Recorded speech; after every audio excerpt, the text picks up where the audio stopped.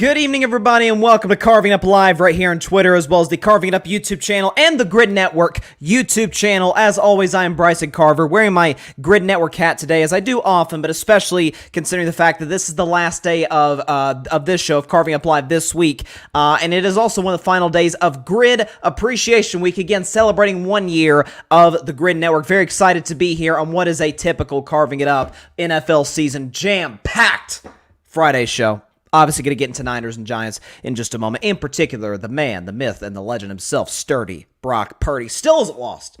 Still is not lost in the National Football League. I'll talk about him in just a moment. Also, getting into the Vol View, this weekend's edition of the Vol View, Tennessee, my Vols, take on the University of Texas San Antonio. I forgot what they're called, what their logo is called. Anyways, we play them this weekend. That's not as much of a gimme as I initially thought before the season, as crazy as that sounds, and kind of an outlook over the Vols' loss to Florida this past weekend, going to this weekend, getting kind of a bounce back opportunity against UTSA. I'll talk about that. Also, Trevon Diggs, man, some freaking unfortunate news. Another unfortunate injury in the NFL. Pro Bowl level corner for the Dallas Cowboys, done for the year, torn ACL. But I do think there is some good news for Dallas. Not coming from the injury, but in the aftermath of the injury, there is some good news for the Dallas Cowboys moving forward. Obviously, he was a key component to what is arguably the best defense in the National Football League. Going to get into Colorado versus Oregon, probably the biggest game of this college football weekend, although Ohio State and Notre Dame would have would contend that, but we'll see what the ratings look like. And at the end of the show, Week 3 NFL predictions. Upset of the week. If I were a betting man, and you know what the drill is, Bryson's Bleak bets. Very excited. Of course, every other game. So all of Sunday's games I'll predict on today's show. But first, Brock Purdy is something else, man. In the NFL, through 8 regular season starts, he is... I'm undefeated. Never lost. Never lost. LeVar Ball style. 8-0 as a starter in the National Football League and put together a pretty darn solid performance against the New York Giants, albeit on a short week and albeit as a 10-point favorite. We expected the 49ers, most of us did certainly, to win this game and to cover. 30-12 ended up being the final score. But Brock Purdy, over 300 yards, 2 touchdowns, completion percentage in the high 60s, QBR 58, which I felt was a bit low, passer rating at 111. He did certainly get help from the running game, which gave him 141 yards. Christian McCaffrey rushed for yet another touchdown. I'm pretty sure every game Christian McCaffrey has been a 49er, he has rushed for a touchdown or scored a touchdown in some way, shape, or form, which is incredible. It is one of the great mysteries, at least in the past month or so, even dating back to last season to a certain extent, but I feel like it's really ramped up now in San Francisco, is the odd questioning of, is Brock Purdy good? Is Brock Purdy the guy to help the 49ers get to and do something that we talk about the Cowboys having a long championship drought? Now, albeit the Niners have been to a lot of NFC championship games, the Cowboys have not. But the Cowboys have won a Super Bowl more recently than the Niners. So can Brock Purdy be the guy in a great lineage of Niners quarterbacks? Of course, Joe Montana and Steve Young being at the top of that list. Can Brock Purdy be that third guy to add a Lombardi trophy to this trophy shelf in San Francisco? At this point, if you don't think that to be the case, you're either not watching or you're willfully ignorant. At this point, I don't get it. Because not just from a stat standpoint, like his stats look good. His stats, I think I saw his stat today. So, by the age of the youngest quarterbacks ever to throw for 700 yards, 4 touchdowns, and 0 picks through the first 3 weeks of their season, youngest quarterbacks to ever do that are Lamar Jackson in 2019, Patrick Mahomes in 2018, and now Brock Purdy this year. Is Brock Purdy Mahomes or Lamar Jackson? Obviously not. But does he have to be? Obviously not. And it's not just the loaded roster in San Francisco, which speaks for itself. It's why I think they're currently the best team in the NFL and has just as good of a chance as anybody to not to just get to the Super Bowl, but to win the whole darn thing. It's the fact that what Kyle Shanahan's allowing him to do, asking him to do. You got to realize Kyle Shanahan is a guy throughout his time as an offensive coordinator and as a head coach in his NFL life. Of course, he's a great run designer, which I talked about extensively on the show. But a big reason for that is he loves quarterbacks that can move. Why do you think Kyle Shanahan and the 49ers went up in the draft, got Trey Lance? Because they hoped that, hey, Jimmy G, maybe he got us about as far as he could, but there's some mobility concerns, there's some injury concerns. Let's go get the young kid out of North Dakota State. raw, but really athletic. We can get his accuracy, in order, in check, kind of like the Bills did with Josh Allen and what the Colts are hoping to do with Anthony Richardson. And of course, it didn't pan out. Trey Lance was never able to get the accuracy thing down, and that's, of course, crucially important to be a successful quarterback in the NFL, even if you have a loaded roster, which the Niners, of course, do. What he has with Brock Purdy is a guy who does he have a great arm? No. Is it a good enough arm? Sure. Did you see that touchdown pass to Deebo Samuel fourth quarter? Pretty good throw, wasn't it? Jimmy Garoppolo making those throws? Was Trey Lance making those throws? Is Sam Darnold making those throws as the backup quarterback? Haven't seen any of them do that, consistently at least. Is he accurate? Yeah. Can he move? Yeah. Does he turn the football over? No. What's not to like? They open up the play a bit more. I remember reading a stat last season, and you could certainly see it this year, is the fact that Kyle Shanahan has allowed Brock Purdy to do things that he wouldn't let Jimmy Garoppolo do, such as, take shots down the field. Not just that, but attempts. Again, the 49ers are playing a beat-up Giants team with a limited quarterback, no left tackle, no star running back. Giants are missing all these players. 49ers are at home. They've got the 10-point favorite at home. Everybody expects them to win pretty easily. And Kyle Shanahan lets Brock Purdy, Kyle Shanahan, one of the most brilliant offensive minds in the NFL, allows Brock Purdy to throw the football 37 times. He has many different ways he can get Deebo Samuel involved in the run game, especially with no Brandon Ayuk. You can get Christian McCaffrey involved, obviously, in the running game, and Elijah Mitchell involved in the running game. George Kittle, he can get involved not necessarily through the running game, obviously, but through little, like screen passes and stuff like that. But no, he trusts Brock Purdy to take shots down the field. Again, from week one, coming off of his elbow basically exploding in the NFC Championship game against Philadelphia just 8 months ago. He's allowing Brock Purdy against the Pittsburgh Steelers, taking shots down the field over the middle to Ayuk, to Deebo, to Kittle. He did it last week against the Rams. Not quite as much, but he did it. And then this week, short week, opens it up even more against, by the way, a Wink Martindale-led defense. And we know how aggressive they can be. So that is the pessimism, skepticism, whatever you want to call it, with Brock Purdy, I think has everything to do with the fact that it's two things.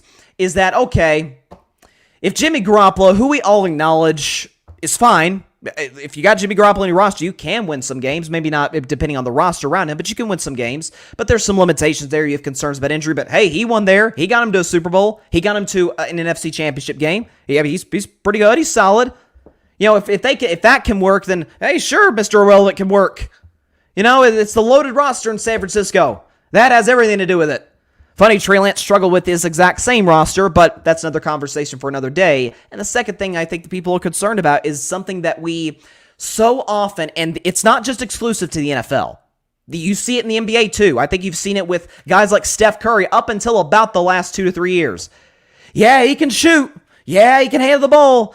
Yeah, but he can't. Maybe he's not as great of a scorer, down low, in the paint as we'd like. And, maybe sometimes he's not that great defensively and he's kind of small. So we can never really put him in the best player in the world discussion. And Steph Curry's proven that wrong time and time again. Whether you not think he's the best player in the world, he's certainly in the discussion for it.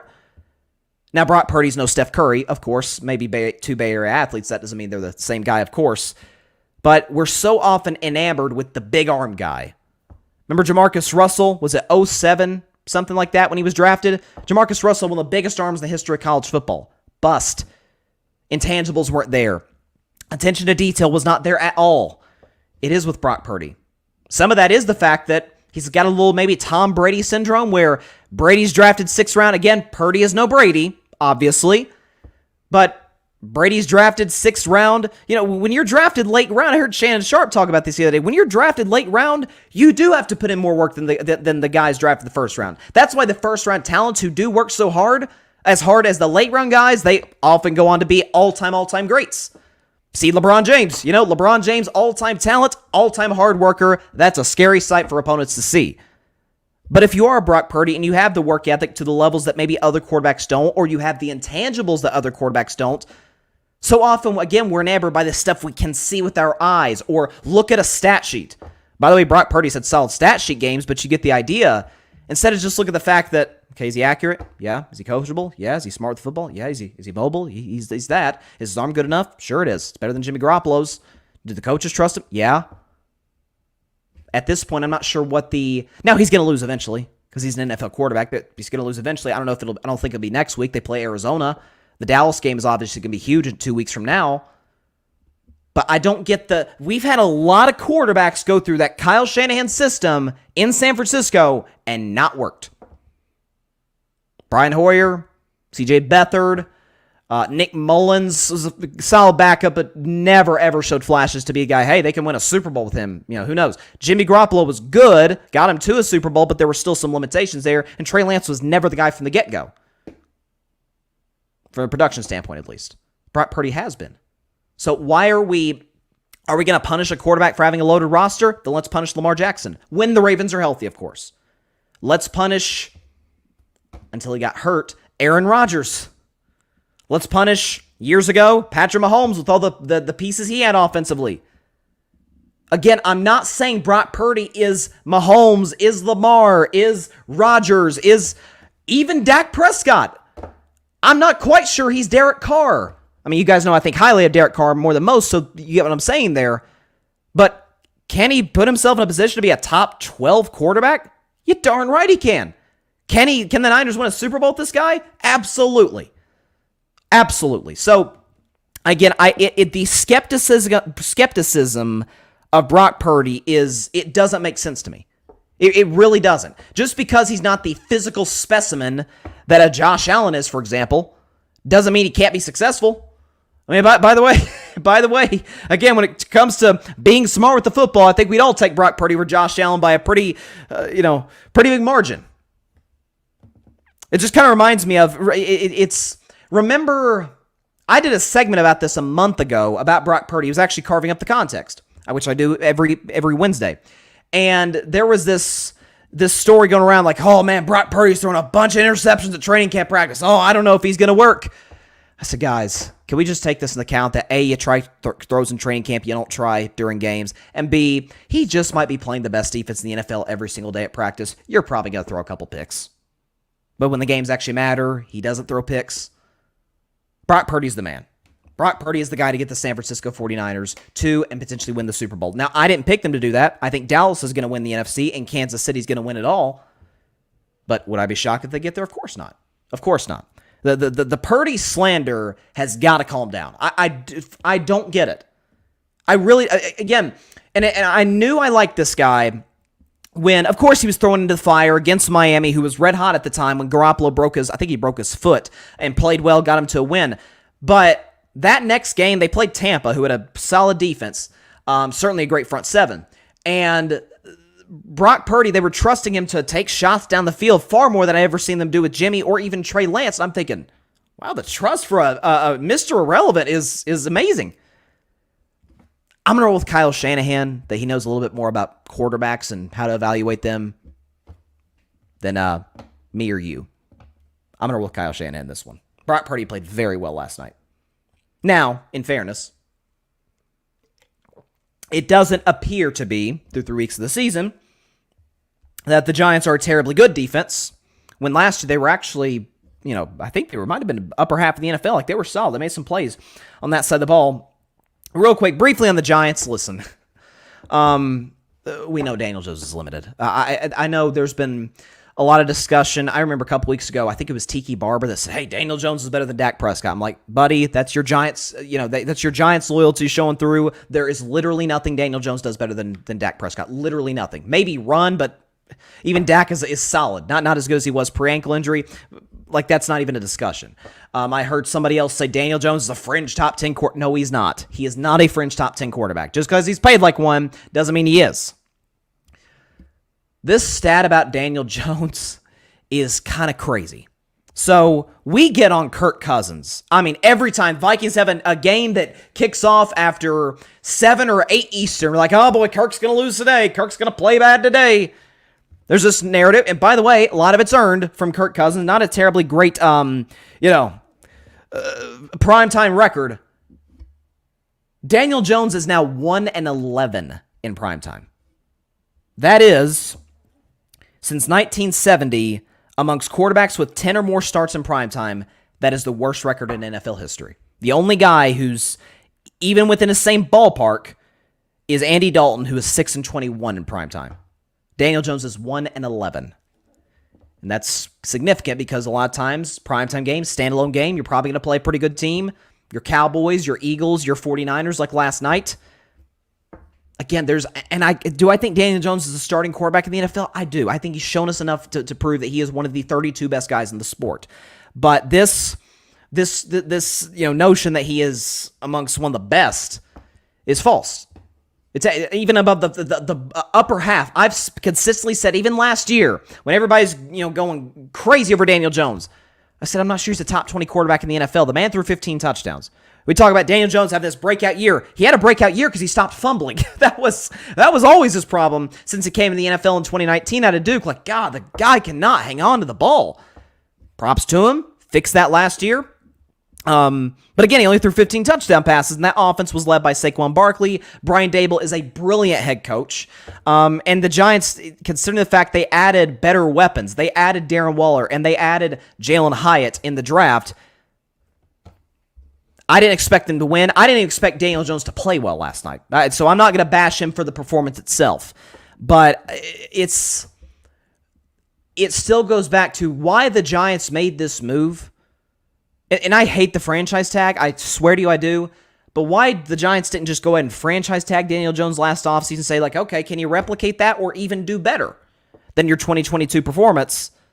The 3 games, he's been significantly worse by basically every metric. Completion percentage, all of the above. It's not been good. So Giants are in a rough spot. They're 1-2. Who's their next game? Listen, and by the way, I expected them to start 1-2. But even before the season started, I said they lose to Dallas, beat Arizona, lose to San Francisco. They've got Seattle next week on a Monday night, and they have extra time to prepare. I guess that's a long trip for Seattle. The Giants can win that game, but then they got at Miami. That's tough. One of the best teams in the NFL. At Buffalo on a Sunday night. Again, Daniel Jones primetime. Not great. So I'm looking at their schedule. Listen, there's plenty of winnable games, but against some of the best teams in the league, I have serious doubts. I really do. So Giants could be in a tough spot moving forward. Real quick, I just got this notification on Twitter. And yes, I'm still calling it Twitter. According to Chris Haynes, who is one of the most in-tune NBA insiders out there, we just get a Damian Lillard update every day. But Chris Haynes, who knows Dame personally, says that Portland is refusing to talk to Miami entirely. So, okay, that's interesting. So no conversation between the Miami Heat and the Portland Trail Blazers about Damian Lillard. Very interesting.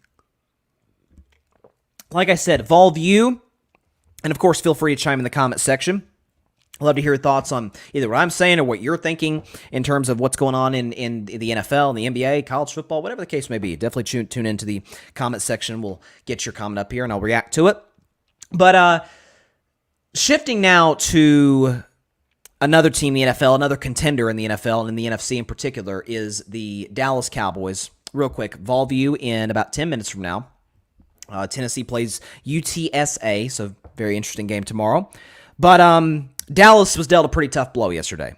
So Trevon Diggs, Pro Bowl level corner, has gotten better every single year since he came out of Alabama. He's improved, in my view, certainly last year, and even in the limited time this year that he got through only 2 games of his 2023 season, improved drastically as a pure cover corner. He is done for the year with a torn ACL. He suffered it at practice. I haven't gotten the information in terms of whether it was a non-contact injury or contact injury, whatever the case may be, but Trevon Diggs done for the year.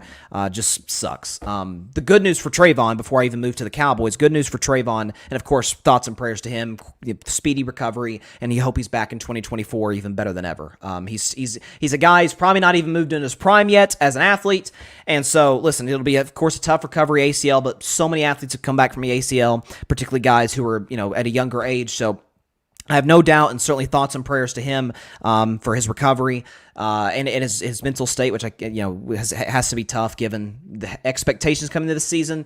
So, listen, I think Trevon's gonna be back next year, but all the very best to him and to his family. for the Dallas Cowboys, of course, is a tough blow. This is your number one corner. This is a guy who, again, as I've talked about, has improved drastically in pure man-to-man coverage. I used to, and it looks like I won't get to do this year, but I said any time that he gambled on a play, maybe bid a little bit, he did it in 2021 a lot, did it some last year, not as bad, but he bited a play here, try and get an interception, give up a big play down the field, and I'd sing one extra line every time he did it of Kenny Rogers' song, The Gambler, because that's what I call him. I call him The Gambler. He gambles at times. But it's part of what makes him great. It's like the blessing and the curse. And so, again, the good news for Dallas, though, thank God if you're Jerry Jones, and I've been critical of Mr. Jones, but the man has had a solid offseason, aside from drafting Mozzie Smith in the first round. It was a horrible pick. But the point is, you traded for Stephon Gilmore from the Indianapolis Colts, a team that's in complete rebuild. They're going to try and get some picks, in terms of giving up some of their star veteran players. You're seeing them potentially doing it right now with Jonathan Taylor. Jerry Jones gets Stephon Gilmore, who just a few years ago, or 4 years ago rather, in 2019, that may feel like forever ago, but 2019 with the New England Patriots, Mr. Gilmore won Defensive Player of the Year. Last year, had an excellent season with the Indianapolis Colts. Had a few interceptions. So he's fully capable of being Dallas's number one. Reportedly, according to Jane Slater, to Clarence Hill in Dallas, Deron Bland, who's their nickel corner, is going to move now outside as their number two. And they're going to move Jordan Lewis into the slot where he's normally comfortable. So Dallas, if there was, obviously don't want to ever lose a player, particularly a star player due to injury, but if you were to lose one at any position, Dallas would probably choose corner because they're that loaded, they're that deep at that position. However, I was thinking about this. If Deron Bland isn't as comfortable outside as he is inside of that defense, if it doesn't work quite as well, because obviously Gilmore being your number two was scary, that's obviously off the table now. If Bland doesn't play particularly well on the outside and he needs to be moved back inside, Jordan Lewis is too small to be your number two corner. Dallas, and Jerry Jones in particular, because of a good move he made, and I give Jerry credit where it's due. Remember, Jerry just so happened to trade for a coveted third-string quarterback who used to play for the San Francisco 49ers. His name happens to be Trey Lance. Couldn't Jerry call one of these organizations and say, hey, I like a Minnesota, for example. If Minnesota loses this weekend to the Chargers, they're done. To start 0-3 is basically a death sentence in the NFL. It's darn near impossible to make the playoffs with an 0-3 start. And Minnesota defensively hasn't looked great. Again, I'll predict their game against the Chargers later. Say for the sake of conversation, they lose to the LA Chargers, and Kirk Cousins, who's on the last year of his deal, the Vikings look to move. Because they're like, Kirk's probably not going to stay. We're probably going to go after a quarterback. It's the very reason I said, hey, the Niners, I think, should have conversations with the Vikings before he was traded to Dallas to trade Trey Lance to the Vikings. Why? Well, Trey Lance has ties to Minnesota. I believe he went he played high school football there. You've got the situation where you have Justin Jefferson, you have TJ Hawkinson, you got a solid running game, solid offensive line. Jordan Addison, the kid out of USC, looks like the real deal. You got the pieces, good offensive coach, and Kevin O'Connell. Like, you've got the pieces to say, hey, let's try Trey Lance out for 10 games. He gets a 10-game tryout. We've got the small sample size in San Francisco, but this is now year 3 for Trey Lance, which is typically a prove-it year for young quarterbacks if they haven't proven themselves yet. We put him in the starting lineup. We put him amongst these playmakers we have. See what happens. If he shows up and shows out, great. We build around him. If not, okay, no harm, no foul. We draft a quarterback. Like, it's a win-win situation for Minnesota, and for Dallas, could they nab one of their corners potentially? One of their number 1 or number 2 guys to put in the outside, opposite Stephon Gilmore, put Bland back in the slot. Now, if Bland works out perfectly, great. You keep your trade asset, Trey Lance, and you potentially move him at the deadline. I've said for Mike Evans, but the way Baker Mayfield is playing, it doesn't look like, again, through 2 weeks, it doesn't look like that'll be the case. But it's obviously a brutal blow for Trevon Diggs. It's a brutal blow for Dallas. But the fact of the matter is, again, I think because of their depth at that position, I'm not going to say their defense isn't going to miss a beat because he's a great player, undeniably. But I think they can still be the best defense in the NFL. I really do, because it all starts and ends with Micah Parsons. And I've talked about throughout this week, and I think most would agree with me that today, whether or not you agree Micah Parsons or my man TJ Watt is the best player in the NFL, regardless of what your opinion is, the best defensive player in the NFL, I think it's those two, and it's everybody else. With respect to Bosa, both Bosas, by the way, Garrett, Sauce Gart, whoever, Fred Warner, it's those guys, and it's everybody else. Those guys can literally impact the outcome of football games. So Dallas, they still got that guy healthy. Knock on wood, he stays healthy. Micah Parsons, still got DeMarcus Lawrence. You still got Sam Williams. Actually, I don't know if Sam Williams is there right now, but you got good corners. Linebackers are solid. Dan Quinn is a brilliant defensive coordinator. Dallas is fine defensively. Now, had this been like CeeDee Lamb or somebody, I'd say, oh, they're in bad shape today. If CeeDee Lamb, God forbid, knock on wood for him, tore his ACL, now Dak has Brandon Cooks, Michael Gallup, like he's kind of back to square one in terms of what he has to work with. I remember that 2018 season, the weapons were atrocious until they traded for Amari Cooper. Like, Dak has to have CeeDee Lamb healthy. The Cowboys have to have CeeDee Lamb healthy. Otherwise, they have no number one, and they can't go anywhere because they won't be able to score consistently. Prayers for Trevon Diggs. Hope he gets better soon. Hopefully comes back in 2024 better than ever. God bless him that he got his contract. Was it 5 years, about $100 million, something like that? So he got paid. He's financially secure. He's good, which is great. And Dallas is deep at that position. And if they don't love where they're at after a few weeks, trade deadline, I think, is Halloween, if I'm not mistaken. You move Trey Lance. You've got a great trade asset. You move Trey Lance for a corner to a team that would like to try him out to start this, or for the second half of the NFL season. But Dallas is still, to me, in very good shape, if not great shape. I still think they're the third best team in the NFL with a strong argument to be the best. And I still have them getting to the Super Bowl. No question. But I saw that yesterday. I'm like, oh my, you got to be kidding me. Like, you lose Aaron Rodgers. NFL loses Aaron Rodgers in week 1. Nick Chubb in week 2. And then just 3 days after Nick Chubb, going into week 3, we lose Trevon Diggs. It's like, man, these injuries got to stop, man. Interesting. So, Jamar Chase, real quick. This is from, I want to get the source right, Jay Morrison, who covers the Cincinnati Bengals. And he just put this video on Twitter that Jamar Chase was interviewed, superstar receiver for Cincinnati. Jamar Chase was asked by the media today if he believes Joe Burrow has been playing at 100% this season, and he said, quote, "I doubt it." Chase then said if he had to guess, he'd say Burrow wouldn't be playing on Monday Night Football against the Los Angeles Rams. Very interesting. So I didn't figure Joe Burrow would play, given the fact that he re-aggravated his calf. Cincinnati was about a 6.5-point favorite in that game about 10 days ago. Last I checked, again, I'm not predicting that game because that's on Monday night. I'll predict it then. Cincinnati's now a 3-point favorite. You have to believe that that's going to drop precipitously. No doubt about it. Real quick, and last thing on Trevon Diggs before I move on to the Vol View. Because I saw this, I'm like, this guy's unbelievable. So, and I've criticized this guy in the past for the record, but Bart Scott was on ESPN today on First Take, and they were talking about the Trevon Diggs injury and Ryan Clark, who is amazing on television, is awesome. Love Ryan Clark, and has a great podcast too. But Ryan Clark spoke, gave his thoughts on Trevon's injury, and then they moved to Bart Scott. For those you don't know, former linebacker in the NFL, now works for ESPN. And he went at he didn't go at Trevon Diggs per se, but he said, hey, it's like Stephen A. Smith says, what can go wrong will go wrong with the Dallas Cowboys, and then has like a smirk at the end as if he was like proud that he said that.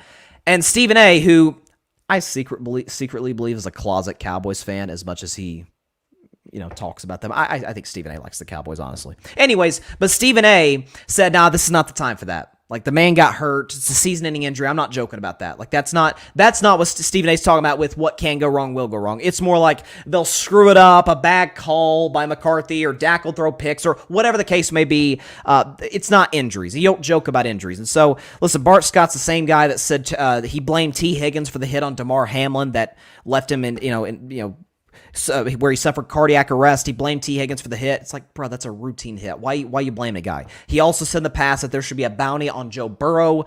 Like, this is the kind of it's ridiculous. It's ridiculous. I mean, the guy's acting. And Micah Parsons went at him on Twitter, rightfully so, defending his teammate. More importantly, Stefon Diggs, of course, star receiver with the Bills, brother of Trevon Diggs, went at him on Twitter, defending his brother, his little brother. So that was. Yeah, that was the typical, honestly, uncalled for comment by by Mr. Scott. That was completely out of bounds. No doubt about it. Completely out of bounds. Okay, so let's see. Is it time for the ball view? Okay, there we go. We just hit the half-hour mark. So, introduced this segment 3 weeks ago. Every Friday at 6:30 Eastern, 3:30 Pacific time on Carving It Up Live, I introduced the Vol View. So I'm a big Tennessee fan. You see the helmet. Let me put the helmet in a better angle here. There we go. I'm a big Tennessee fan. You see the basketball back there. You see the mini helmet back there. Lifelong. So it came up. I actually was talking to my mother about this. She had the idea. Barry Grant Jr., the co-founder of the Grid Network, he and I talked about it. So it's like, you know what? Let's do a Tennessee Vols segment. I'm very passionate about my Vols. So without further ado, this week's edition of the Vol View, and here we go.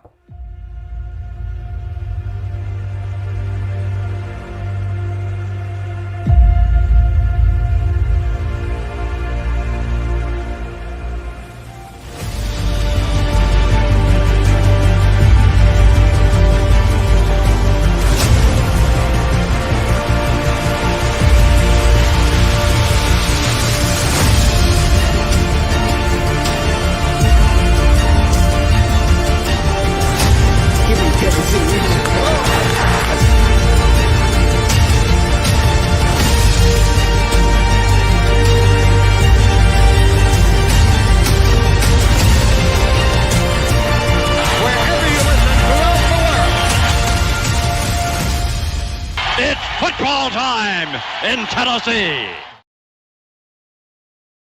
And welcome to this week's edition of the Vol View live here on Carving It Up. So, before I even get into sort of my outlook for Tennessee and this sort of my big take for this segment going this week, where they happen to take on the University of Texas San Antonio Roadrunners. So I checked my notes real quick as that video was playing to see, like, I forgot what they're called, the UTSA Roadrunners. So there you go. So as for Tennessee, and I sort of touched on it on Monday's show, but I still had a bad taste in my mouth, still kind of do from that game against Florida last week. So listen, Vols lose 29-16 in the Swamp. I have come to the conclusion that they are officially cursed there, as if I didn't already know that before subconsciously, but I had to come to that at some point. So listen, Tennessee struggled to generate big plays in the passing game, in large part because they really didn't commit to throwing the football down the field whatsoever. And listen, I love Josh Heupel. He's the man. He is the guy to get Tennessee back to relevance. And I think potentially sometime in the future, maybe the next 5 years, maybe deliver a second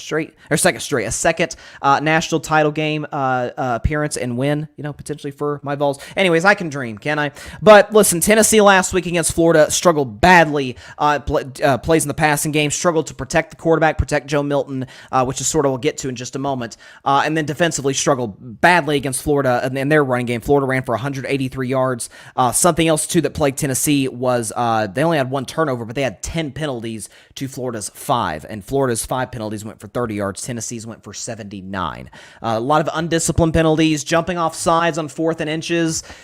Florida, anytime they took shots down the field, you had maybe a pass interference. Was it a well-officiated game? Not in the slightest. But that's been a problem all around the SEC, as we've seen by some recent investigating. So it's not just a Tennessee thing, it's an SEC thing. The point is, though, and something that concerns me a lot, not a little bit, but concerns me a lot in terms of my hopes and dreams for this Vols season. Because is the season over? Of course it isn't. The beauty for Tennessee is that the top of the SEC, the contenders, your Georgias, your LSUs, although LSU looked pretty good against Mississippi State last week. Alabama, a lot of people were high on. I wasn't. Not shocked from what I've seen thus far from them. But the top of the conference doesn't look particularly stacked, to put it mildly. But I saw this stat, I think it was yesterday, regarding Joe Milton, and it scares me to death. This is from Ryan McChrystal, who's a great analytics guy on Twitter. I strongly suggest you follow him. He says that when facing pressure, Tennessee's Joe Milton has generated -1 EPA or worse on 58% of his snaps. That's the worst rate in the FBS. So essentially Division I college football. So simply put, Joe Milton struggles against pressure. And that is something that we talk about, I was talking about Brock Purdy earlier about how physically he's not going to blow you away. Size, arm isn't off the charts, but he delivers the little things and even the little big things, be it accuracy, be it good intangibles, be it mobility. Joe Milton provides a lot of good things in terms of the tangible things, the things you can see, the fact that he might just have the biggest arm in college football. The problem is, and I love Joe. I think Joe's a great kid. Transferred to Tennessee in 2021, actually was the starter until Hendon Hooker replaced him 2 weeks of the season when they lost to Kenny Pickett and the Pittsburgh Panthers.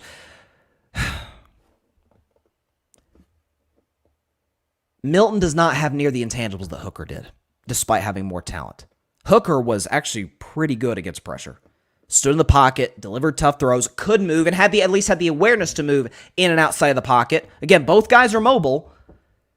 Milton kind of panics, particularly, again, as this stat mentions, against pressure. Some of that is the fact that Tennessee did after all lose Darnell Wright, who went 10th overall, I think it was 10th overall, to the 9th overall to the Chicago Bears. They also happen to not have Cooper Mays, their starting center, who's excellent for us last year. He's been out to start the season. Not quite sure if he'll be back tomorrow. So two of your starting offensive linemen from a year ago gone, not playing. One's not coming back because he's in the NFL, and one's been injured. Now, again, from a play calling perspective, in defense of Milton, didn't love what Tennessee did. Again, not really. In the rare instances they did take shots down the field, whether it was to Ramel Keaton, whether it was to Deontay Thornton, they got some big plays in the passing game. To Brew McCoy as well. Brew McCoy caught a late fourth quarter touchdown to make the game somewhat interesting. So that's something that Tennessee's going to have to. I'd like to see a little bit tomorrow against UTSA. Tennessee's got a big game next week against South Carolina at home. It's a night game at Neyland. The place will be going crazy. We know how that goes. But as for this matchup against UTSA, listen, the Roadrunners, kind of a cool name, I'm not going to lie. The Roadrunners in this game, again, they're 1-2 for the first part of their season. Lost 17-14 to Houston, then they beat Texas State 20-13, and then lost to Army 37-29. By the way, in that game against Army, who we know obviously runs a lot of triple option, Army ran for 254 yards. So obviously UTSA struggles to stop the run. Again, the game plan I would like to see from Heupel is develop the run game, establish the run game, which is one of the few things they actually did well offensively against Florida. Guys like Jabari Small, Jalen Wright getting involved, although I'd like to see more of Dylan Sampson. But Tennessee's got a 2, potentially 3-headed monster at running back, running the ball up the gut, runs to the outside, creative plays to get that involved. Tennessee, even last year, was good in the running game. And once the defense kind of loads the box a little bit, that's when you take your shots to Ramel Keaton. That's when you take your shots to Squirrel White or Deontay Thornton or the occasional shot to Brew McCoy as well. So that to me is what, listen, Tennessee's a 21.5-point favorite. I'll go and put up the final score right now. I got them winning 38-14 over UTSA. I think this is gonna be a game that comes down to the wire, or not comes down the wire. Rather, I was looking at a different game. I apologize. But I think this game be a game Tennessee gets out the gates early, takes an early lead, and takes advantage of the fact that UTSA is, listen, a limited team, different conference. We understand how that goes. Neyland's can be a bit overwhelming for teams coming in. Vols haven't lost at Neyland since 2021. Hope to continue that streak going and get to 3-1. Again, Vols at 23rd ranked in the country. Hopefully a convincing win would bump us up maybe a spot or two. Again, UTSA isn't going to exactly be something that Tennessee looks at in their resume and be like, hey, that's our signature win. I certainly hope that's not the case. Otherwise, we had a pretty bad season. But listen, I think Tennessee gets the job done. 38-14. Joe Milton has a bounce-back game, and the Vols to get back on track, get to 3-1 going into their home SEC opener, against South Carolina to kick off a pretty rough schedule for the next few weeks. So after UTSA, it's not smooth sailing after that. South Carolina, and you say South Carolina's 1-2. Listen, I have PTSD from that game last year. South Carolina dropped 63 in our heads when Hendon Hooker went down for the season with a torn ACL. It was a bad night. Not from my man Grady Edwards. Grady's a big South Carolina fan. Shout out to Grady. But it was a great night for him. It was a terrible night for me. It ended our college football playoff hopes. It was a bad night. But Tennessee's got South Carolina after this game against UTSA, then home against A&M, at Alabama, at Kentucky. There's a bye week sandwiched in there somewhere. I think it's after the South Carolina game. So they get a bye, then they play Texas A&M. Then they play UConn for homecoming. At Missouri, who just beat Kansas State, so they're no scrub. They're 3-0. Home against Georgia, the number 1 team in the country, and then home against Vanderbilt. So So the schedule is, as typical of the SEC, is not exactly something to laugh at by any stretch of the imagination, but I think Tennessee gets the dub tomorrow. Once again, put up the final score, 38-14 over UTSA, gets the W, and moves to 3-1 and gets the season right back on track. So a little bit of a briefer Vol view, but is briefer a word? I don't know. I'll have to think about that. Maybe I have to do a Google search. Whatever. Point is, a more brief Vol view. Once again, Bryson Carver. Until next week, hopefully coming in here next Friday at 3-1. I'm certainly assume that we will. That is it for this week's edition of the Vol View. Take us home, Tennessee, and take us home, the late, great John Ward.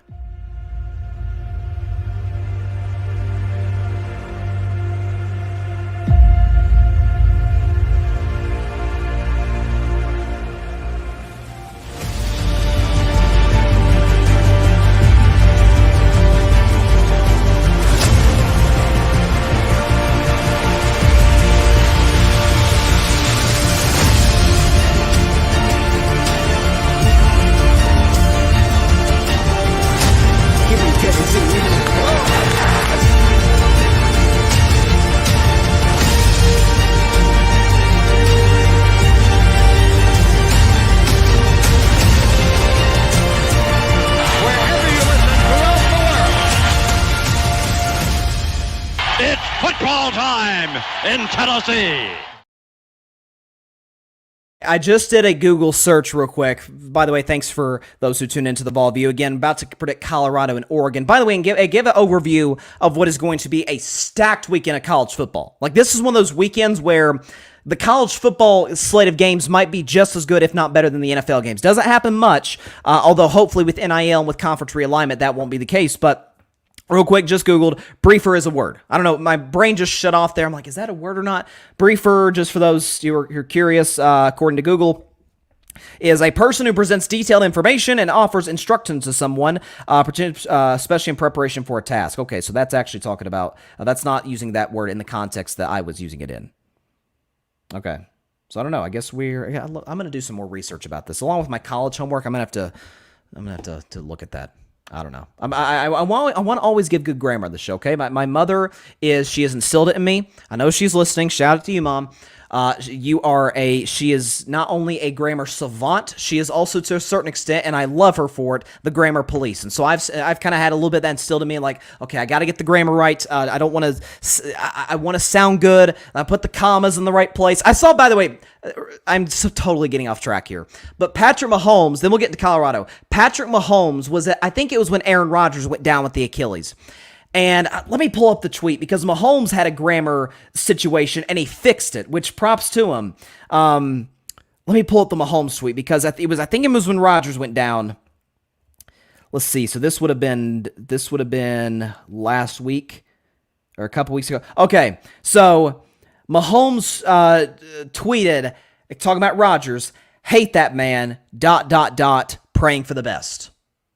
That's what it said. No commas, no. And then Mahomes went back and edited it and said, hate that, comma, man, ... praying for the best. As it turns out, Merriam-Webster's Twitter account responded to him and said, proud of this edit. So, listen, I'm a sucker, and bad grammar drives me insane. So, like I said, I want to sound good on this show. I want to, if there's anything, listen, you're never going to have the perfect show, although you want to try and get pretty darn close to it. But if there's anything I do not want to mess up on, it is grammar. It is, I do not, that drives me crazy. It's just it's ingrained in me. I can't help it, okay? I can't help it. Real quick, though, before we get into Colorado, sort of moving back in bounds with what we were talking about on the show. Again, this weekend of college football is about as good as it gets. So you've got a game that was supposed to be huge, but isn't as big given how poorly this team has looked. But you got Florida State at Clemson. How about Clemson under Dabo Swinney as a home dog and unranked? For the record, they deserved both. No question about it through the first 3 games of the season. But FSU's a 2-point favorite. I'll take Florida State to get the W. Jordan Travis had a rough second half last week against Boston College when the Seminoles nearly got upset. Florida State will bounce back in terms of performance-wise, particularly in the second half. Get the dub at Clemson. Let's see. Oklahoma-Cincinnati's an interesting game. Colorado-Oregon, which I'll get into in just a moment. You got UCLA-Utah. I like Utah. I like their head coach. And I like the fact that their quarterback's first name, although they've switched quarterbacks out, but they got a quarterback in the roster named Bryson. So I'm going to go with the Utah Utes to win this game. They're 6-point favorites. I don't know if they'll cover, but I'll take Utah to win. Ole Miss, Alabama is the 3:30 game on CBS. Bama's a 6.5-point home favorite. I'll give Bama the W because Saban tends to kind of own his former partner in crime on the offensive side of the ball, Lane Kiffin. I don't know. Listen, I haven't bought into Alabama since the beginning, but I said they'd lose to Texas, they'd lose to Tennessee, and they'd lose to LSU. So I'm going to stick with that. They'll beat Ole Miss. What else we got? We've got Oregon State, Washington State. Klay Thompson played it. Actually, you know what? Oregon State's playing pretty well. I'll go Oregon State on the road. And let's see. Iowa, Penn State. I got Penn State big. They're 14.5-point favorites. I think they should be more like 17, 18.5-point favorites. Penn State's defense is outstanding. Their offense is finally, at least appears to be elite for the first time ever since Saquon Barkley went to the NFL. I'll go Penn State. And again, the big one, the nightcap on NBC, Ohio State, Notre Dame. Ohio State's a 3-point road favorite. John Rivera, my man, Fan Perspective Podcast, is going to like this. I'm going with the Fighting Irish. I'm going with Notre Dame to win this football game. Since it's a big game, I got to give a score. I'll go 35-31. 35-31. Notre Dame wins it. Sam Hartman is a heck of a quarterback. Again, in a college football that I don't know if we've ever seen this many awesome quarterbacks at one time, especially in the Pac-12. Sam Hartman's probably going to end up being a second or third rounder. In most years, he'd probably be a late first rounder. He could end up playing himself in that spot, but he's playing unbelievable football. The new coach in Notre Dame does a spectacular job. So, I'll go with the Fighting Irish to get the W. I've got Notre Dame winning this one. Again, like I said, getting my Oregon and Colorado game together. A little graphic. Again, we want the show to look good. We want it to be nice and presentable here on live.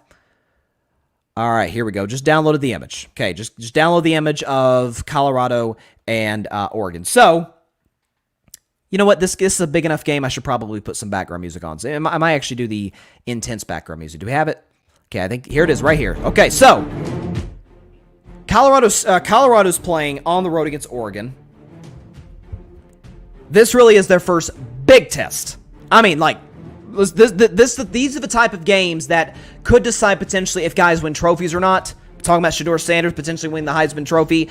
These are the type of games where you've got Deion Sanders, we understand what he's done in terms of changing the culture. What he's done, by the way, just as a pure coach of this program, has done a spectacular job. And Oregon comes in, of course, with Bo Nix, who's potentially in the Heisman race as well. Oregon comes in sporting one of the better defenses in the conference. Bo Nix, by the way, potentially is an NFL first-round pick, certainly a potential top 10 pick. I'm not quite as high on him as I am guys like Penix, May, who I know hasn't played great, but I still like May a lot. And, of course, Caleb Williams is the man, the myth, and the legend. And Shedeur Sanders is no slouch. I think he's the third best quarterback in college football. So, Oregon is a 21-point favorite at home. Now, neither team has a crazy resume, although I would give the edge to Colorado given that they have a road win at TCU against, at the time, 17th ranked TCU on the road. But if you look at Colorado, okay, they beat TCU on the road. They beat Nebraska. Nebraska's not very good.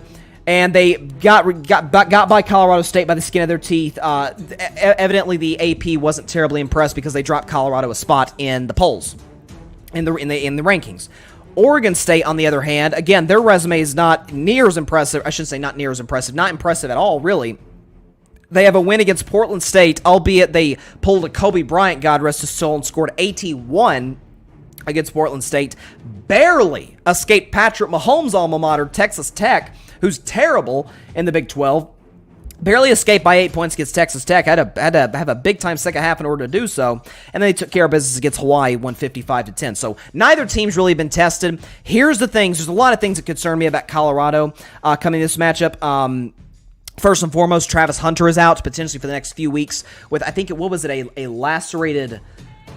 Gosh, I forgot. It was some kind of... It was a bad injury to the dirty hit to the stomach that he took last week from the Colorado State defensive back. Took a brutal hit there in that sensitive area. So he's out for the next at least 3 weeks. He's probably the best overall player on Colorado with respect to Shedeur Sanders. As for, though, the weapons that he does have, talking about Shedeur... Now, Travis Hunter's out, and Travis Hunter's kind of the Shohei Ohtani of college football in that he's a starting corner and a starting wide receiver. But Shedeur Sanders still does have Dylan Edwards running the football. He still has the kid Horn, who's obviously the son of the former NFL wide receiver. So he's got him. He's got Weaver, who I really like as kind of a possession receiver, good route runner. So the pieces are still there. The wideouts are still there. As for Oregon, something I think they could potentially, and matter of fact, I think could expose, has a very good chance of exposing against Colorado, their offensive line is awful. Awful. I mean, against Colorado State, Shedeur Sanders running for his life. We talk about some of these plays he's making outside the pocket. Some of that is by necessity. Some of that is because he's catching the ball. Somebody's coming either inside or around the edges, and he's having to run for his life out there. There's also some interesting stats here.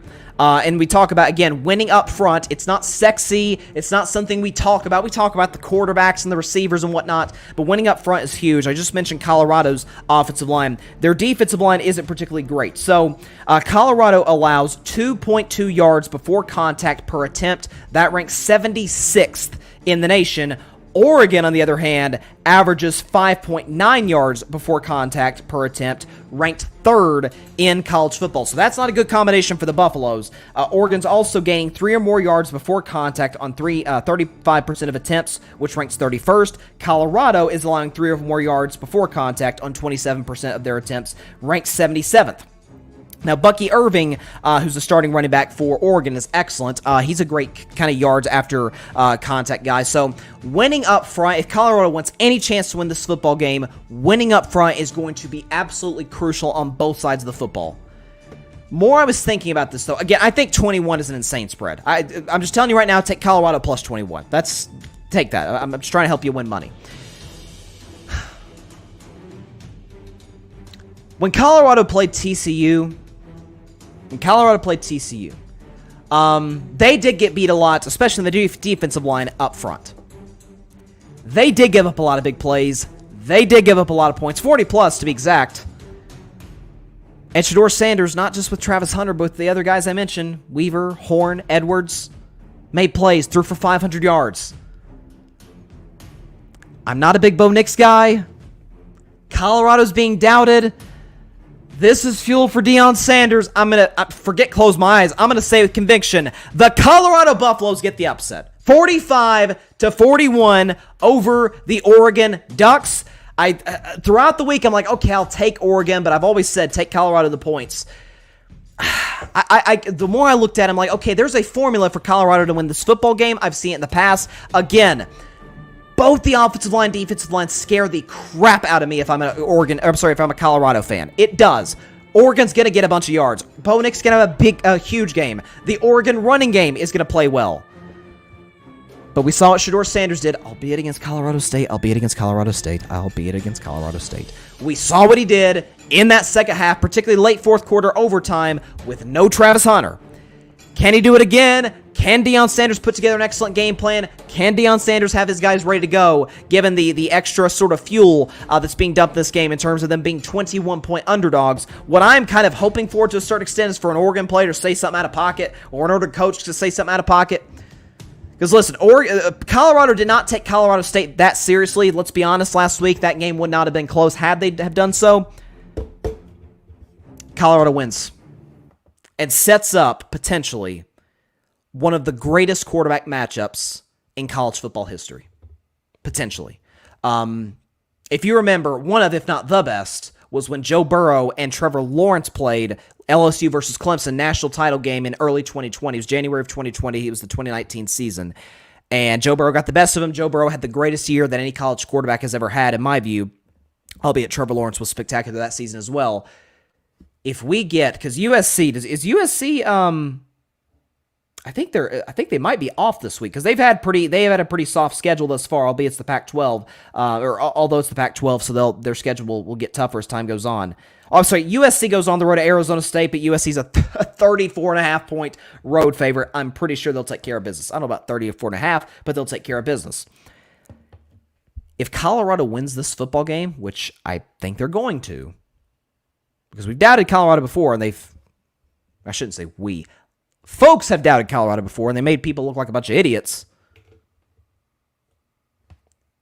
We could have Shedeur Sanders at 4-0 versus Caleb Williams at, I guess they'd be 5-0 because they haven't had a bye week yet, right?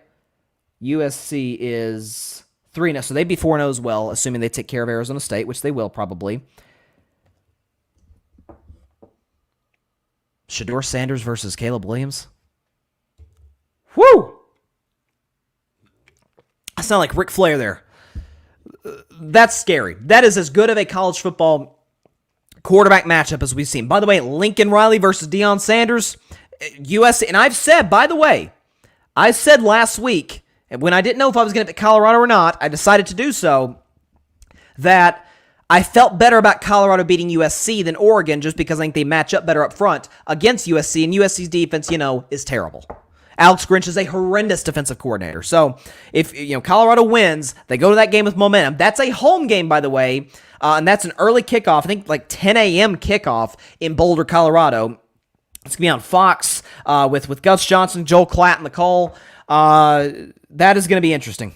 And I think it's going to happen. Colorado wins 45. Well, actually, I just lost the final score, but I remember it. 45-41. Colorado wins this football game. Shedeur Sanders puts up a performance that potentially, although Caleb is spectacular, puts him in first place in the Heisman running. If not, it puts him in second, and it sets up one heck of a matchup next Saturday noon, at least if you're on the East Coast, between the Trojans and the Buffaloes. That should be fun.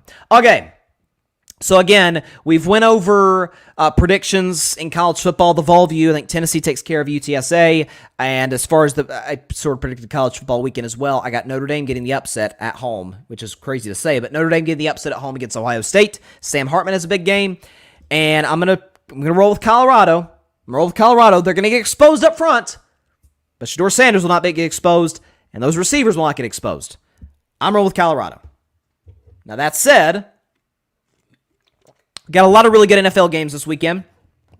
Finally, because what I think was kind of, at least I'm not a gambler, but if you're a gambler, and I obviously study lines because I have my segment, If I Were a Bettin Man, and this is the first season in which I've tracked, hey, what is my record, not in terms of just predicting the outcomes of games, but in terms of, against the spread, what's my record in that regard, and it's, for those of you wondering, I've got about 20 wins. I got 20 wins against the spread, so I'm doing solid in that regard.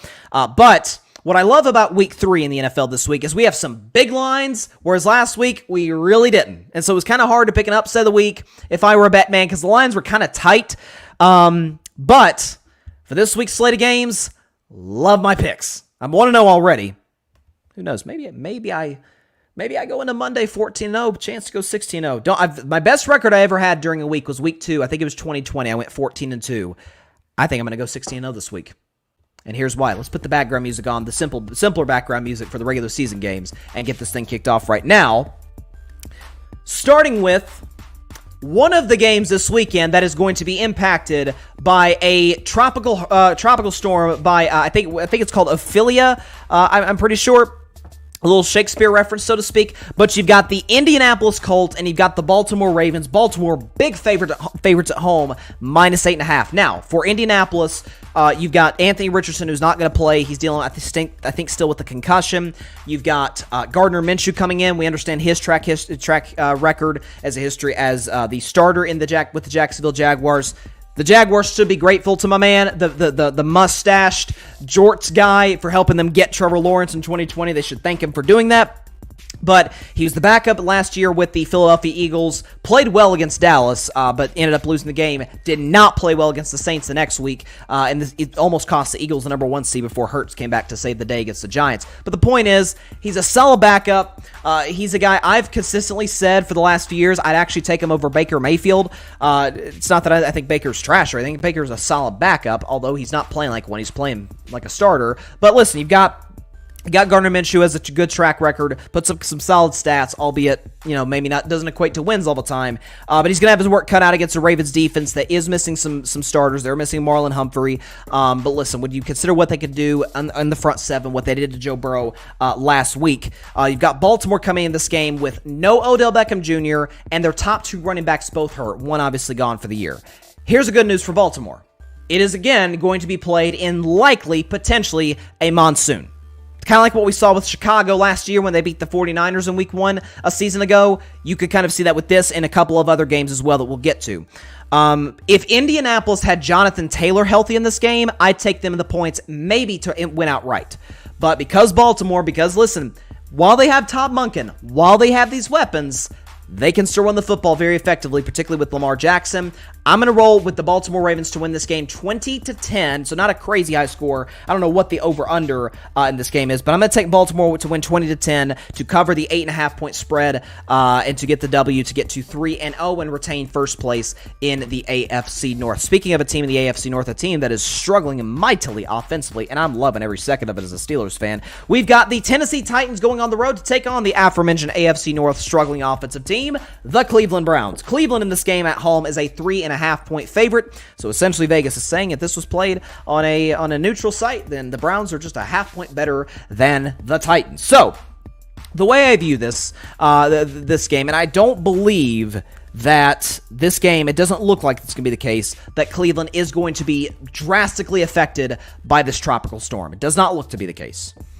But Nick Chubb's done for the year. Good news if you're a Browns fan. They bring in Kareem Hunt, who was obviously very successful as sort of the 1B to Chubb's 1A in Cleveland.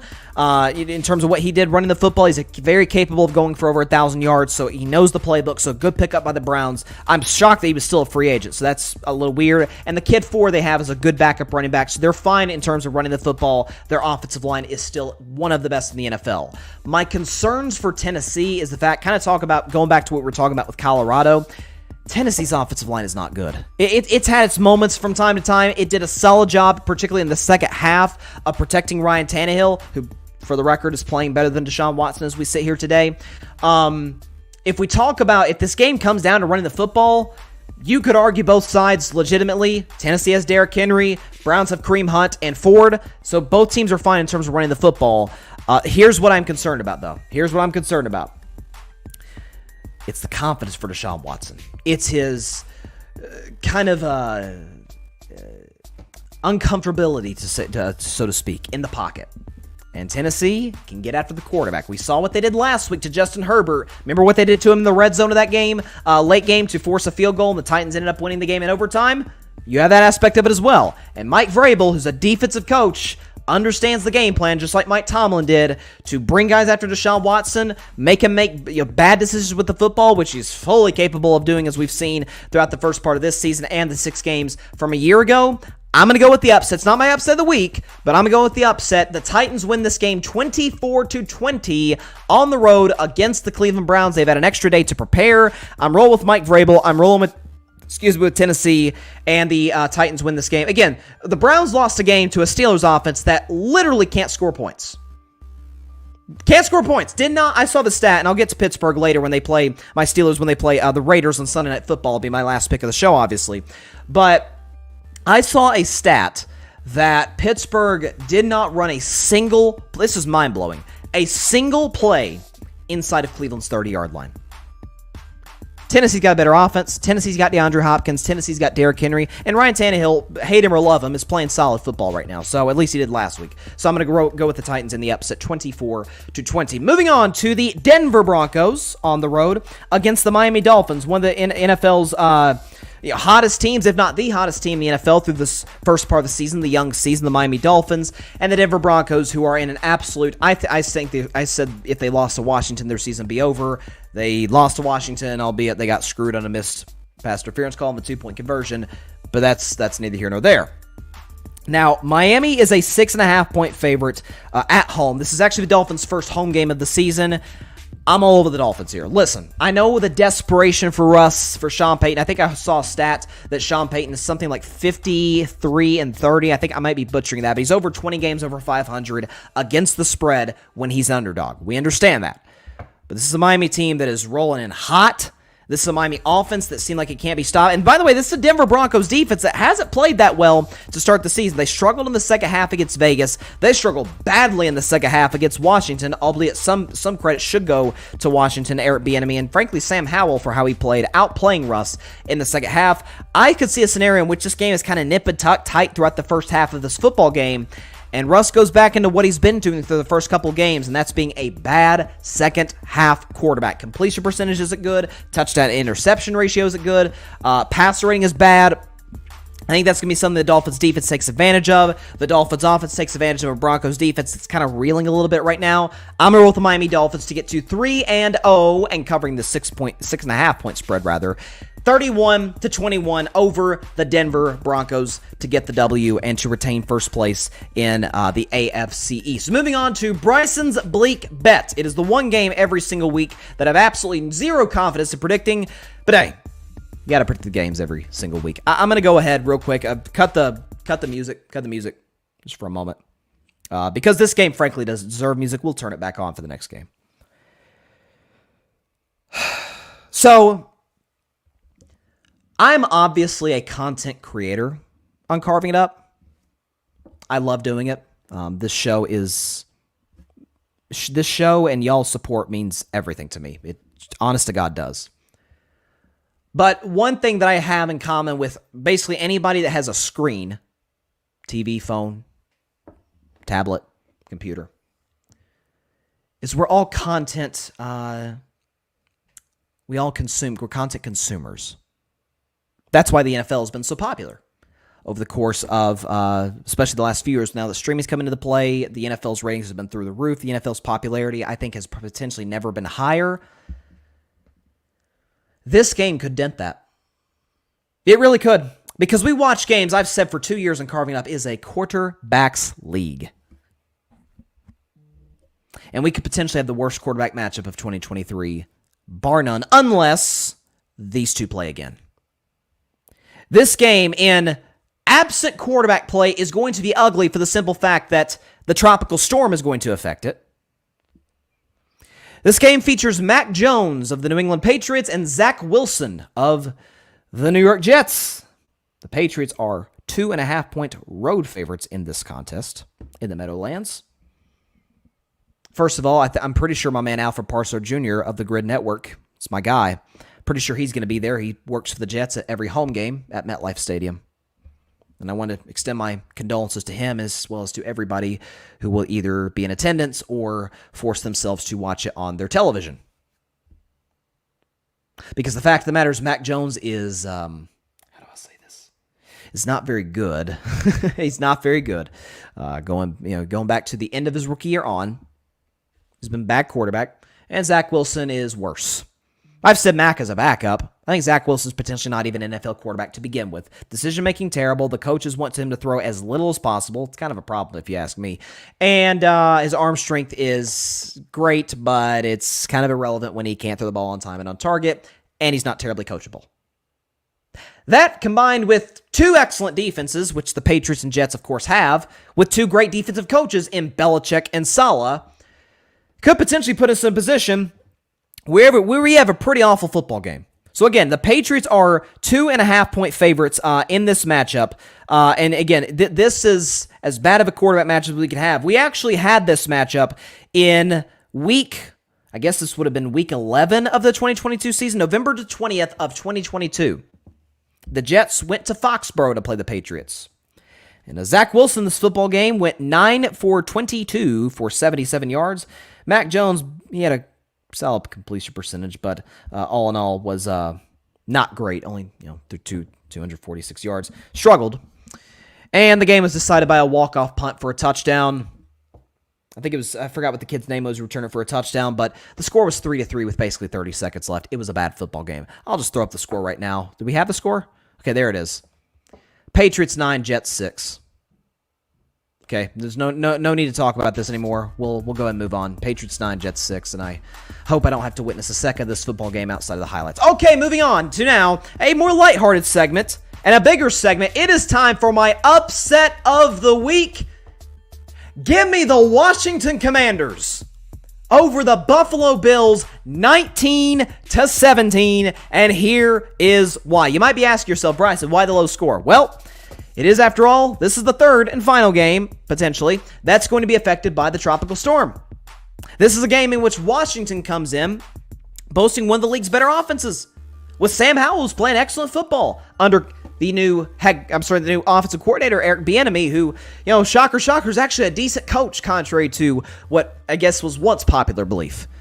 You have Robinson in the backfield, who's a solid running back. You have a good offensive line. You have Terry McLaurin. Again, I don't think the passing game is going to be a big factor in this game due to the conditions outside. And I got Washington over Buffalo for the simple fact that they run the football better. Buffalo's only running game is Josh Allen, and if Buffalo's smart, they're not going to put Josh Allen in positions where he could get hurt, because Lord knows Josh Allen puts himself in enough of those positions by himself. Buffalo has not had a good running game since Josh Allen's been there. They cannot develop one to save their lives. Even with James Cook, even with any of the guys they try and bring in, it doesn't work. Washington's got a good defensive line. You got Chase Young. You got Jonathan Allen. Spectacular play. By the way, back end, their secondary is pretty good. I like Washington. 19-17. Put that final score back up. 19-17 over the Buffalo Bills. They get to 3-0. Listen, Washington could potentially be that one team there's always a team every year. Last year was the Giants that caught us off guard. Like, man, where'd the Giants come from? Washington could be that this year. Rivera is what we thought. Hey, this is kind of it for Rivera. Hey, 2 games in, they look solid. Particularly in the offensive side of the ball. And Rivera, we know, is a defensive mastermind. Washington, in the upset of the week, wins this game 19-17, so of course, take Washington in the points and to win outright. Next one, NFC matchup, Atlanta Falcons, Detroit Lions. I saw this line. I really did. I saw this line. I'm like, I almost made this my if I were a Bettin Man game. I really almost did, because Detroit is only a 3-point favorite at home. So Vegas is literally telling you, Atlanta, Detroit, they play in a neutral site, evenly matched. It'd be a pick 'em if they were on a neutral site. That's insane, simply put, because Detroit has easily the quarterback advantage. And I don't think Jared Goff is anything to write home about in terms of, is he an elite quarterback in the NFL? Potentially, but I'm not quite ready to say that just yet. The weapons are probably equal because you have Bijan Robinson, who's having an excellent rookie season through the first couple of games in Atlanta. Offensive lines are equal. We understand that. Here's my thing. How about coaching? How about Dan Campbell, what he's done in Detroit? What he inherited as opposed to what Arthur Smith inherited. Arthur Smith inherited playmakers. Arthur Smith inherited Matt Ryan at the time, albeit at the end of his run, but it was still Matt Ryan. Dan Campbell inherited Jared Goff, who was essentially left for dead in Detroit. Was damaged goods. Ben Johnson, offensive coordinator for the Lions as well. Not to mention the fact, everybody's talking about how great Atlanta is. We've been hearing about that all week, despite the fact that they beat 2 teams with limited quarterbacks, Bryce Young and Jordan Love. Whereas you got the Detroit Lions, who had to go through Patrick Mahomes, the gauntlet that is Arrowhead Stadium in September in Week 1. They did the impossible and got the W, in large part led by their defense. High-scoring affair against Seattle last week. Jared Goff had a bad decision, pick 6. They went on to lose the game in overtime. They'll correct the errors. They're at home. They're tough to beat at home. Give me the Detroit Lions to win this football game over the Atlanta Falcons and absolutely cover the 3-point spread, 28-21. Detroit gets to 2-1. The Falcons drop to 2-1, and Atlanta starts to their descent back to earth. I know that schedule's relatively easy. This game, by any stretch of the imagination, is not one of those games. Give me Detroit, 28-21. Moving on to another NFC matchup. Between another 2-0 team from the NFC South and a 1-1 team from the NFC North. It is the New Orleans Saints. It is the Green Bay Packers. And the Packers at home are a 1-point favorite. So it's darn near a pick'em game at Lambeau, which tells me, Vegas is telling you, of course, the Saints are better than Green Bay, and I concur. Listen, I know the Packers could potentially get Christian Watson and Aaron Jones back from injury, which is critical, of course. But what the Saints defense is doing right now, again, I do not view Ryan Tannehill as an elite quarterback. I also do not view him in the same sense as I do Daniel Jones. I think he's better than Daniel Jones. His track record shows you he's better than Daniel Jones. I mean, man got to the Titans, the number 1 seed with no Derrick Henry 2 years ago, at least for half the season. So listen, when you look at what they've been able to do, what the Saints have been able to do in terms of their running game and in terms of their defense, giving up under 20 points a game in both matchups against the Titans and against the Panthers on the road, divisional familiarity, and the defense still took care of business. Derek Carr looks to be getting more comfortable in that offense. Chris Olave, we saw that play last week on Monday Night Football against the Carolina Panthers. He's just a spectacular talent. As much as you can get the ball in his hands, do so, New Orleans. He's spectacular. He can make a lot of plays for you, particularly in this game against Green Bay. Listen, Green Bay was in a great position. Were they not? On the road in Atlanta, 24-12 lead. Jordan Love's looking good. They did not get a first down after they scored their final points of the game, which happened to be in the third quarter. And Atlanta's defense is good. New Orleans is better. New Orleans has a better pass rush. I'm not even sure if David Bakhtiari is going to be back for Green Bay this week. Give me the New Orleans Saints at Lambeau, 24-21. They get to 3-0. Again, I believe the Saints are going to win the NFC South. I don't view them as a Super Bowl contender in large part because I don't care what anybody says, I do not trust Dennis Allen.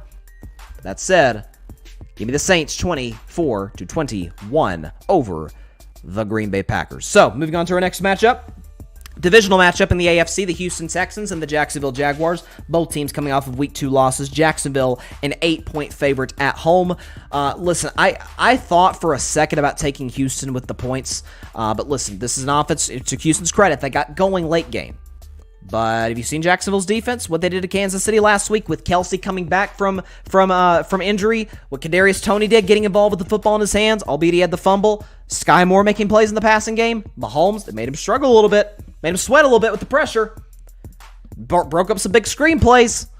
So listen, this is a Jacksonville Jaguars defense that concerns me a little bit, in large part due to their youth and inexperience, but they have some playmakers. Josh Allen is not that Josh Allen, not the quarterback for the Bills, Josh Allen, but the pass rusher, Josh Allen, outside.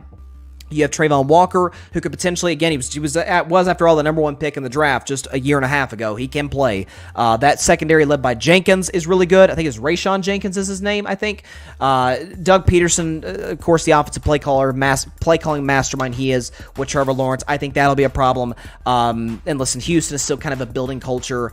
So I'm going to go with the Jacksonville Jaguars to win this football game, 31-19. I understand divisional familiarity, and frankly, I would not be shocked if the Texans end up covering, but I'm going to go Jaguars 31-19. They're kind of pissed off. A lot of people have been on Jacksonville for how they looked against the Kansas City Chiefs, so I'll go Jaguars 31-19 over the Houston Texans, their division rival. Moving on.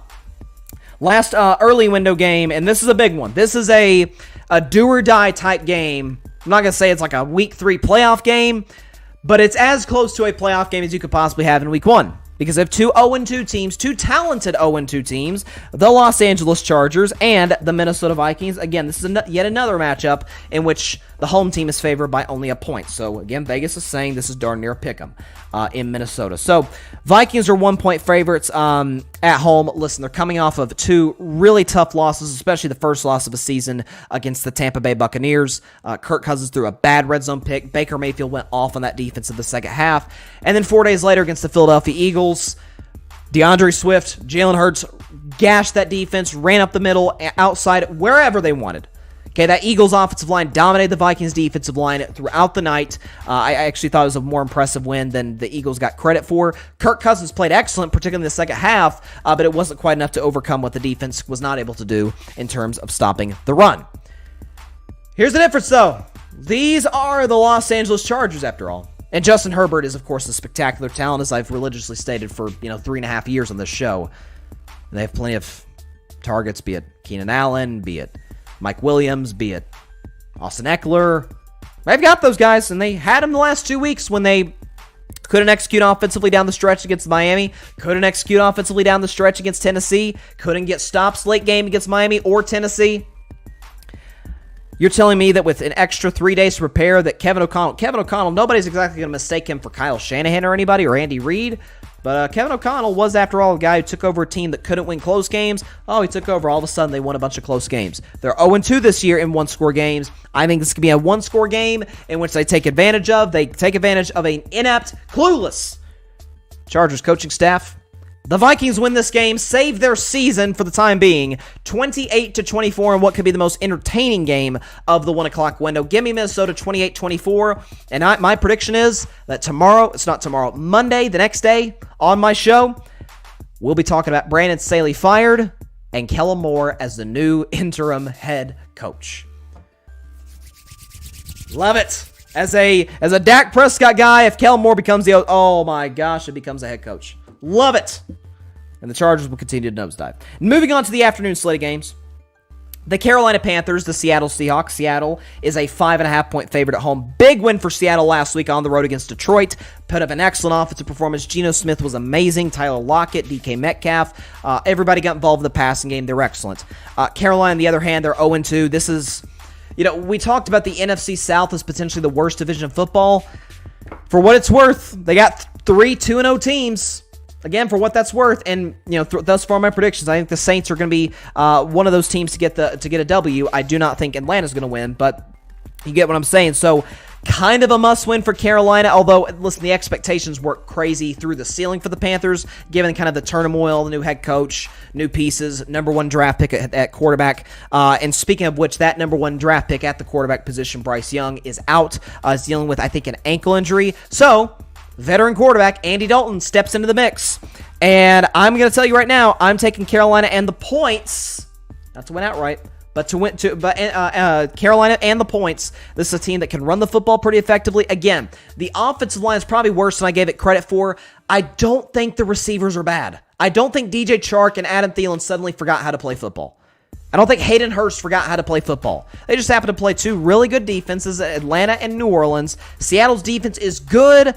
Although that's 2 straight games they've given up 30, I think Carolina takes advantage a little bit in the passing game. Andy Dalton more seasoned, of course, at this point than Bryce Young is, but Seattle's a tough place to play. They'll get the running game involved. Seahawks will get their first win of the season at home. I think they do so on a walk-off field goal, 26-23 over Carolina. Seattle gets to a winning record for the first time this season. I've had Seattle making the playoffs from the jump.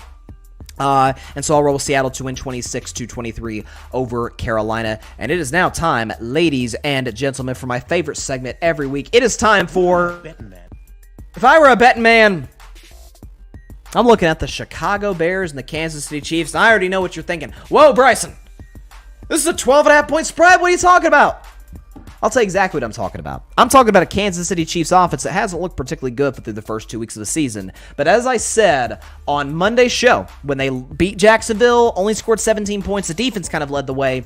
I said, listen, if the concern for the Kansas City Chiefs is Patrick Mahomes and Andy Reid and can they get the offense right, they're in pretty good shape. Because that defense has the potential to potentially, it's kind of redundant, has the potential to be one of the best defenses in the NFL, maybe top 5. With Chris Jones, with a really young and talented secondary, good linebacking core, albeit Nick Bolton's going to be out this week. I really like Nick Bolton. Remember, he made that big play in the Super Bowl on Jalen Hurts. That touchdown.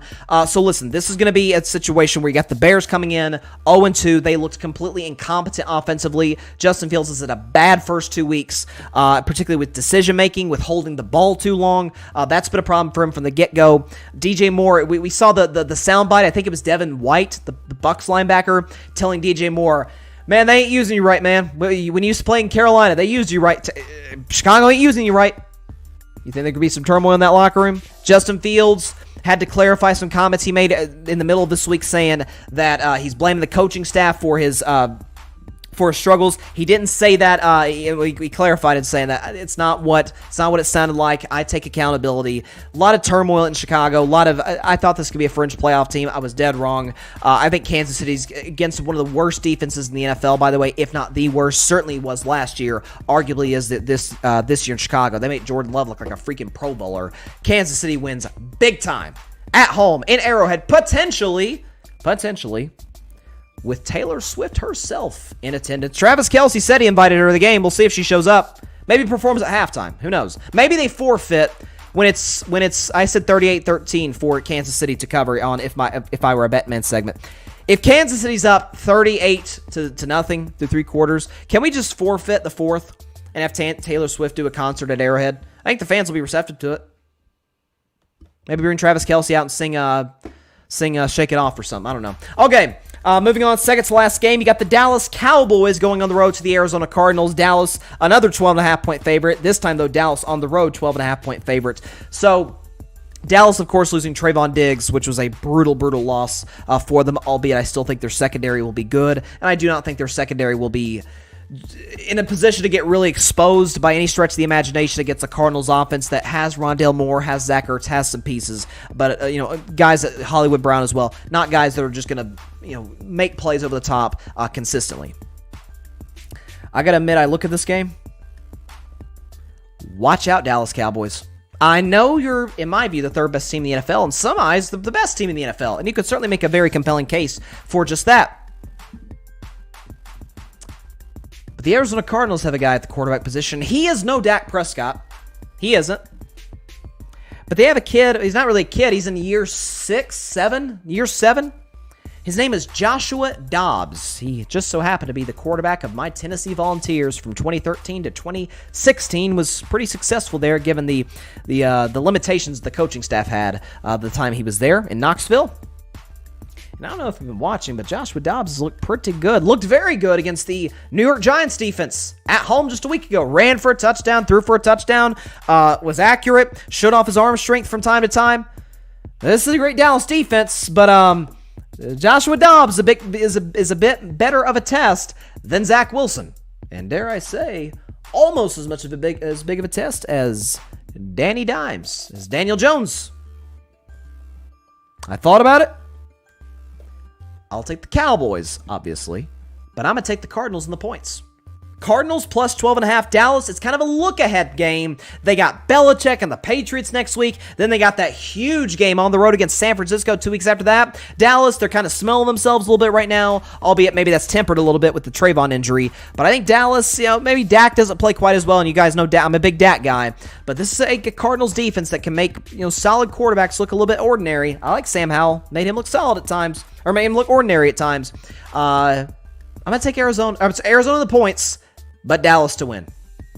Keep the Cardinals winless, but Cowboys fans, and I know many of them, don't get mad when it's kind of tight through 2.5 quarters. It's Joshua Dobbs we're talking about. It's the same Joshua Dobbs who actually had Dallas down when he was the quarterback for the Tennessee Titans, week 17 of last year. Check the tape. He looked pretty good. Barely knowing the playbook, played well. So that's going to be something that is going to be a problem for this Cowboys defense. Dobbs can move. Watch out. Watch out. The Cardinals are 2-0 against the spread. Cardinals plus 12.5. Dallas to win outright, 27-17. And finally, my team on Sunday Night Football. My Pittsburgh Steelers taking on the Las Vegas Raiders. Now, Vegas at home is a 2.5-point favorite. I'm not pissed at that line, given how my offense has looked from the start of this season, and frankly under Matt Canada. Again, I'm not going to put up the graphic today, but the Steelers offense under Matt Canada has looked simply incompetent. Kenny Pickett somehow went backwards in terms of development, and I don't think that's just a Kenny Pickett thing. He's got a good arm. Accuracy is a little bit of a problem, and that's something that he's going to have to work on. It's something he can improve on, thankfully, if you're a Steelers fan like myself. But you've got George Pickens, who made a big play in the passing game last week against Cleveland, and that was really about all they did in the passing game. Because as I said earlier when I was talking about the Cleveland Browns, the Pittsburgh Steelers on Monday Night Football did not run a single play, not in the red zone, inside the Browns' 30. The good news is for Pittsburgh, Vegas' defense is, it's suspect. They just gave up 38 points to a Buffalo Bills team that doesn't have a true number 2 receiver or running game. They gave up 38 points to that team. It is Sunday Night Football. It is sort of an old rivalry going back to the 70s. Steelers-Raiders, of course. The Franco Harris, God rest his soul, the Franco Harris immaculate reception in the playoff game came against the Oakland Raiders at the time. And so, listen, this is a Raiders team that has a good offense. The bad news for them is not only are they playing a Pittsburgh Steelers defense that is arguably the best in the NFL with TJ Watt, Alex Highsmith, Joey Porter, Quan Alexander, etc., Even though Minka Fitzpatrick is still darn good. I ain't seen nothing like this. Give me the Pittsburgh Steelers 26-17. I think their defense will get another touchdown. Their defense is going to get another touchdown. 26 points for a second straight week for my Steelers. 26-17 over the Las Vegas Raiders. We get to 2-1. Let me tell you something. Forget if we lose to Vegas. Vegas can beat us. If we lose to Vegas and our offense looks bad again, how Tomlin doesn't move on from Canada will be beyond me. But I got the Steelers. Got my terrible towel. Let's go, Steelers. You can't see it in the frame. There we go. Got terrible towel. Let's go. Steelers win 26-17 and get to 2-1. Get to a winning record for the first time this season. That's what I got. All right. Real quick, before we get out of here, let's look over my my picks for my 3 segments. So, Bryson's Bleak bet in what could be the tragic game of the NFL in terms of the outcome of the game. Patriots 9, Jets 6. The quarterback play will be atrocious. The defensive play will be excellent. The combination of the two, combined with the elements, will be a sight for very sore eyes, at least for the eyes that like watching football. Patriots 9, Jets 6 in my Bryson's Bleak bet. Commanders over Jets in my upset of the week. And finally, on my If I Were a Bettin Man game, take the Kansas City Chiefs to cover -12.5. I know it's a big spread, but they're playing the worst defensive football and a pretty darn sorry offense in the Chicago Bears. Kansas City 38, Bears 13. There we go. All right, also quickly before we get out of here as well, again, it is Grid Appreciation Week. It's coming to a close today and tomorrow, of course. Again, I'll put the graphic up here. Be sure to check out all of our amazing content here on the Grid Network. We've been growing this platform. We're celebrating a year of the Grid. Again, I'm wearing the hat right now. You can get some of our merch. Not just Grid merch, but merch from my show, from Carving It Up, from all of our other shows in the network. So definitely be sure to check that stuff out. Very, very excited to see where this network continues to progress. But like I said, that's all the time we have for today's show. Thanks for everybody. Appreciate everybody stopping by as always. And catch Carving It Up live on Monday at 6 p.m. Eastern, 3 p.m. Pacific time, right here on Twitter, as well as the Carving It Up YouTube channel and the Grid Network YouTube channel. Be sure to like, share, comment, and take 2 seconds out of your day. Help us get to 1,000 subscribers by Super Bowl 58, which is February 11th. Hit that big red subscribe button. We just reached 250 the other day. We've surpassed that number since then. We're continuing to grow. So if we can get to 1,000 by the Super Bowl, that'll be awesome. Maybe have a giveaway or something, like a little contest, something for the audience, because the audience is what gets you to 1,000. The audience is what makes the show work. So thank you to everybody who subscribed. If you have subscribed, tell a friend to do this, to do the same. If you haven't, like I said, takes you just a couple seconds. Hit that big red subscribe button. It helps the channel grow exponentially. And like I mentioned, please be sure to go subscribe to the Grid Network. That is GRYD, the Grid Podcast Network, right here on YouTube, as well as any and everywhere you get your podcasts, be it Apple Podcasts, Spotify, iHeartRadio, Google Podcasts, any and everywhere you get your favorite podcast. A great weekend of college football, a great weekend of the NFL. Baseball playoffs start in just a couple weeks, ladies and gentlemen. Very exciting. Even more exciting than that is that Shohei Ohtani is going to be a Red Sox. I'm letting you know that ahead of time. All right, see you on Monday. Can't wait to talk all football. Very exciting. Have a great weekend, y'all. Please be sure to stay safe out there. Please be sure to take care of your physical as well as your mental health, and contact your local state representatives and senators to demand change for gun violence in America. We got to stop it. All right. Great weekend of NFL football and college football. Cannot wait. Have a great weekend, y'all. God bless you all. Peace out. If we don't score on the Raiders, Canada. Thanks so much for watching the show on YouTube, and be sure to go click that big red subscribe button and check out the other clips and full shows from Carving It Up Live, as well as our other incredible content creators here on the Grid Network.